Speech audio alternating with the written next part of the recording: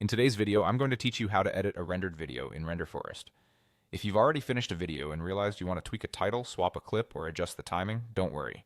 Renderforest makes it simple to reopen that project and update it without starting from scratch. First, log into your Renderforest account. Make sure you're signing into the correct workspace or profile you used for the original project, so everything you expect will be right where you left it. A stable internet connection helps here, since projects and previews load from the cloud and larger videos may take a moment to appear. Once you're in, look to the left-hand sidebar and click on Projects. This is your personal dashboard of work. Drafts, in-progress pieces, and fully rendered videos are all organized here.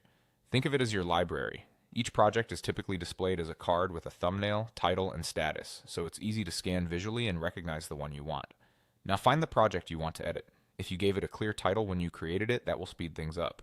Thumbnails are also helpful because they show the theme or first frame you used. Recent items usually appear near the top, so the project you most recently rendered may be immediately visible. Take a moment to confirm the correct project by checking its name and thumbnail to avoid opening a similar draft by mistake. When you've located the right project, hover your mouse over it. On desktop, hovering reveals quick action buttons that stay hidden until you point at the card. This is a handy way to keep the interface clean while still giving you fast access to what you need. You'll typically see options like Preview and Edit here.